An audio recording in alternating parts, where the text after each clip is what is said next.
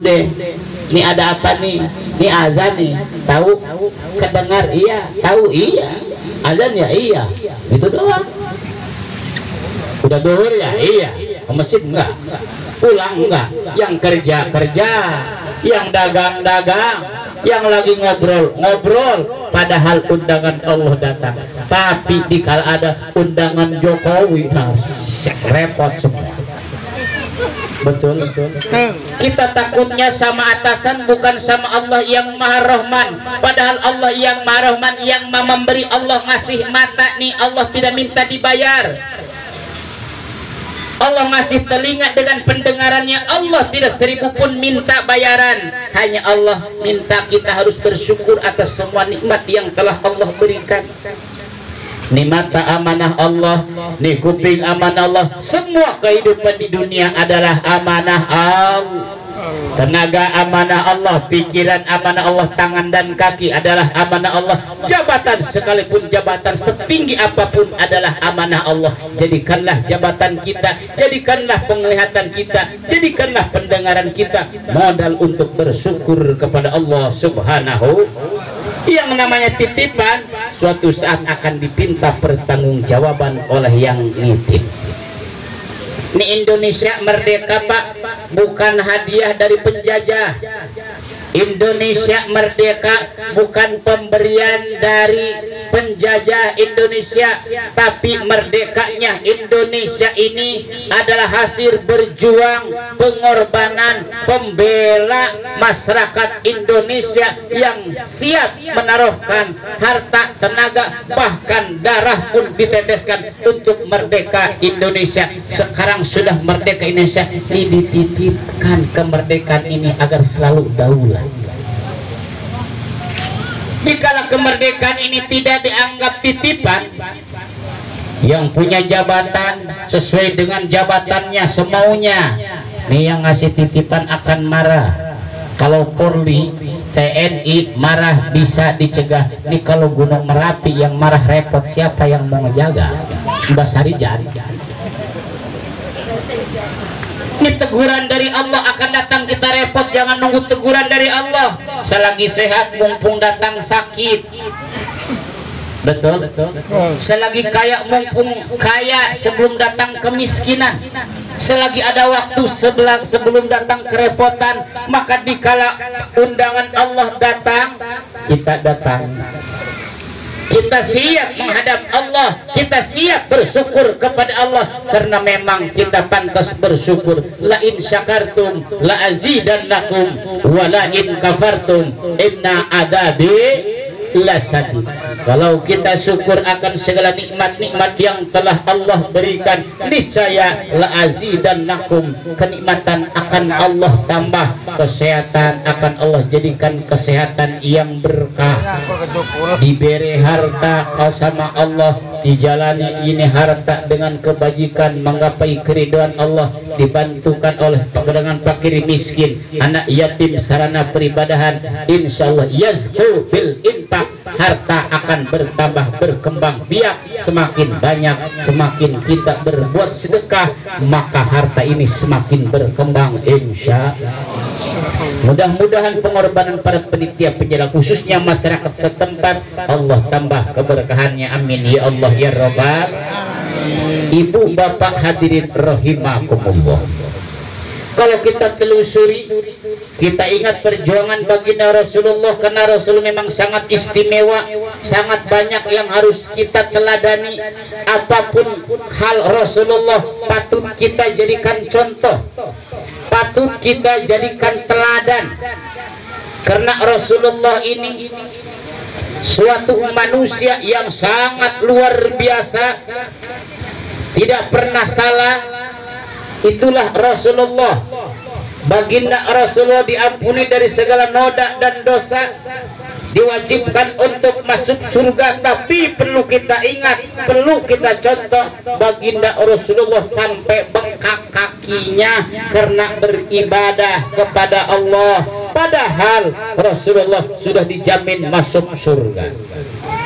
Nah, kita belum jelas masuk surga dan masuk nerakanya. Ada yang bengkak kakinya, ada tapi encok. betul. Ada yang bengkak kakinya banyak, asam urat. Baginda Rasulullah bengkak kakinya, Bu, bengkak kakinya saking banyak sujud. Padahal Rasulullah sudah dijamin masuk surga. Kita bisa masuk surga dengan satu syarat, kita termasuk golongan yang takwa. Yang takwa, yang bagaimana sih Ustaz? Yang takwa itu yang bisa mampu menjaga nafsunya, melaksanakan segala perintahan Allah, menjauhi segala larangan Allah. Dialah yang akan masuk surganya Allah yang penuh dengan kenikmatan. Al-jannatu iddat lil muttaqin.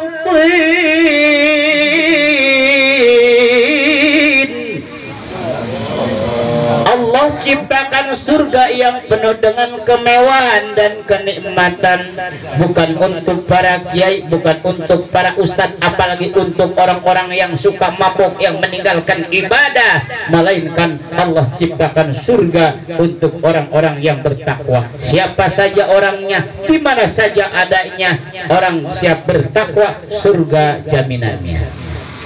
Mau PRT, mau PRW, mau Pak Presiden, masuk surga dengan syarat takwa. Sebaliknya sekalipun para ustadz, para kiai, para DKM, kalau memang ibadahnya bukan karena Allah, garis besar tidak masuk golongan yang takwa, surga tidak akan terbuka. Miftahul jannah La ilaha illallah, la ilaha illallah, Muhammad Rasulullah. Kunci surga, la ilaha illallah, la ilaha illallah, Muhammad Rasul. Man qala la ilaha illallah khalisan mukhlisan daholal jannah. Ini kita baca la ilaha illallah kalau ada tetangga mati, dikir la ilaha illallah, la ilaha illallah, nggak ada yang mati nggak dikir-dikir. Ini repot orang begini. Mau dikir sama Allah harus ada yang mati dulu. Dia dikir 3 malam 3 orang mati. Pengen masuk surga tapi tidak kenal dengan la ilaha illallah, selamat menghayal.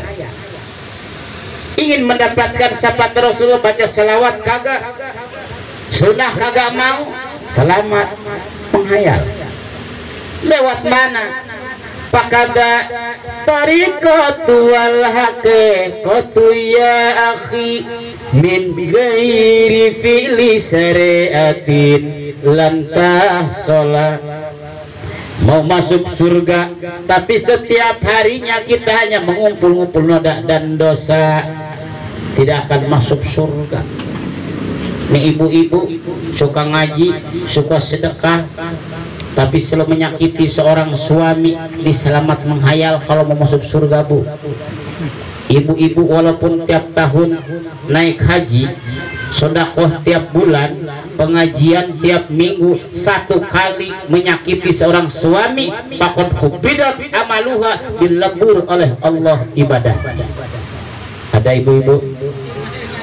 Percuma haji kau lakukan, percuma zakat kau berikan, kalau kau suka melawan pada suamimu yang kesakitan, apalagi sampai molototan. Ada yang suka molotin suami, ada bilang suami, kamu dari mana sih? Masa kamu kayak anak saja? Emang kamu nggak tahu kayak apa? Ini ngaji baginda Rasulullah, suri tauladan yang baik. Tidak ada manusia yang lebih mulia akhlaknya terkecuali baginda Rasulullah Muhammad. Rumah tangga ingin bahagia, contoh Rasulullah, akhlak Rasulullah sangat-sangat mulia, luar biasa. Memanggil istrinya, wahai Humairah, istriku bibir kemerah-merahan. Ini nanya sama anaknya, malu kemana? Malu. Baginda Rasulullah dengan penuh kasih sayang, dengan penuh rasa kasih kepada anak dan bini, maka Rasul berkata, khairukum li ahli wa ana khairukum li ahli. Sebaik-baiknya, kata Rasulullah, kalian adalah yang baik kepada keluarganya, yang paling terbaik terhadap keluarga, kata Rasulullah, nih aku. Maka contohlah baginda Rasulullah kalau ingin membentuk rumah tangga sakinah mawaddah. Insya Allah. Nah, kita nggak mau nyontoh Rasulullah, maulidnya dirayain, diperingati, tapi akhlak Rasulullah tidak kita perhatikan. Maulidnya baginda Rasulullah kita perhatikan, namun sejarah perjuangan baginda Rasulullah tidak kita perhatikan. Nah, ini salahnya. Makanya mauludan tiap tahun Rajaban selalu ada, tapi hidup ya selalu begini.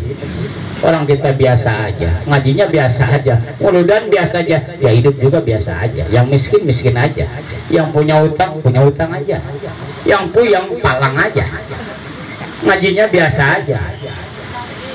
Lu hadir nggak ngaji? Hadir. Rame kagak? Oh, biasa aja. Nah, ini penyakitnya. Makanya ngaji jangan biasa aja. Kenapa? Biar kita tidak biasa aja, biar jadi manusia yang sangat luar biasa. Tidak jadi manusia sangat luar biasa, minimal agak-agak luar biasa lah. Betul?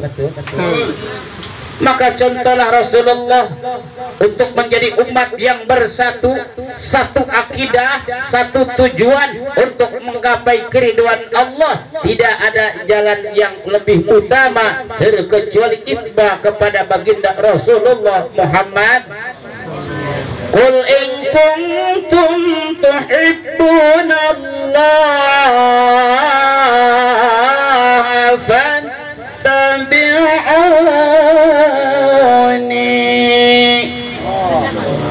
Kata Allah, wahai Rasul, wahai Muhammad, katakanlah, qul in kuntum tuhibbunallaha fattabi'uni. Andai saja kamu bertakwa, iman, cinta terhadap Allah, kata Rasulullah, fattabi'uni, ikutilah aku. Kalau orang sudah cinta Allah, cinta Rasulullah, mengikuti ajaran Rasulullah, dua kemuliaan yang akan Allah berikan. Pertama, yuhibbukumullah, akan dicintai oleh Allah. Ini kalau kita hidup dicintai oleh Allah, luar biasa, Bu. Nggak bakalan susah hidup, nggak bakal resah hidup, tenang, adem, ayem, tentram. Kenapa? Dicintai oleh Allah. Mau apa dikasih sama Allah. Jangan Allah yang sangat luar biasa kekuasaannya. Manusia kalau sudah cinta sama seseorang, dipinta oleh yang dicinta. Jangan yang nggak ada pasti ada. Jangan yang mudah, yang sulit 1000 sulit pun akan dimudahkan. Kenapa? Yang mintanya yang dicinta. Betul. Maka kita kalau dicintai oleh Allah, hidup kita ini nggak bakalan susah, Pak. Kalau kita dicintai oleh Allah, kita akan bahagia di dunia wal akhirah. Anugerah yang kedua, kalau kita sudah cinta akan Allah dan Rasul Allah, mengikuti ajaran Rasulullah, wa yaghfir lakum dzunubakum, dosa kita akan diampuni oleh Allah. Yang namanya dosa kalau sudah diampuni, ya yakin kita akan selamat dunia akhirat. Yang bikin susah di dunia ini kan dosa, Bu. Yang bikin susah cari rezeki adalah penghalangnya, intinya dosa. Betul. Yang akan jadi wasilah kita masuk ke dalam nerakanya Allah juga dosa. Kalau dosa sudah diampuni oleh Allah, maka hidup kita akan aman dunia akhirat. pengen berkah, pengen selamat, pengen bahagia hidup di dunia sampai di akhirat. Yuk kita berjuang untuk dicintai oleh Allah agar kita mendapatkan maghfirah Allah Subhanahu. Dengan jalan apa Ustaz kita agar dicintai oleh Allah, agar mendapatkan maghfirah dari Allah? Fattabi'uni, kata Rasulullah, ikuti ajaran Rasul. Rasul berakhlak, ya berakhlak. Rasulullah mengajarkan kita, mengajak kita agar kita thalabul ilmi, tujuannya untuk beribadah. Rasulullah mengajarkan kita agar kita tidak memusyrikan Allah, agar kita tidak menyembah keselayan Allah. Sembahlah Allah, mintalah pada Allah. Memang Allah telah berjanji dalam ayatnya, ud'uni istajib lakum. Kata Allah, mintalah kalian padaku semua akan Allah aku kasih, kata Allah. Nah kita ngedoa sama Allah tapi nggak dikasih-kasih, ini jangan putus asa Pak. Nggak ada doa yang tidak terdengar oleh Allah, nggak ada doa yang tidak diijabah sama Allah. Yang jelas doa terbagi tiga. Satu, doa Allah catat menjadi amal soleh nanti untuk kita di akhirat. Yang kedua, doa kita ini terdengar oleh Allah, mungkin dipakai menghapus dosa karena kita selalu bergelimang dalam lumpur noda dan dosa. Yang ketiga, Allah kasih sesuai permintaan kita hidup di dunia. Makanya banyakinlah berdoa. Kata Imam Nawawi Al-Bantani, berkah dari maulid selain diampuni dosa akan diijabah oleh Allah doa kita. Makanya berdoalah di dalam maulid dengan memperingati maulidnya Rasul, dengan menambah rasa mahabbah, kecintaan terhadap Rasulullah, mengharap keridhaan Allah agar kita selamat dunia akhir. Mudah-mudahan lewat peringatan maulid ini kita dicatat oleh Allah akan menjadikan umat yang akan di bawah bendera Safatul Ujma'nya Rasulullah. Amin. Sebagaimana Rasul telah bersabda dalam hadisnya, man agama maulidi kuntu safian lahu yaumal qiyamah. Siapa orangnya yang senantiasa mengagungkan maulidnya Rasul, safian lahu yaumal qiyamah, akan mendapatkan syafaat baginda Rasulullah nanti di yaumal qiyamah. Amin ya rabbal. Ibu bapak hadirin rahimakumullah, mungkin hanya ini yang dapat saya sampaikan, kurang lebihnya mohon maaf. Billahi taufiq wal hidayah. Walakum minkum, wassalamualaikum warahmatullahi wabarakatuh.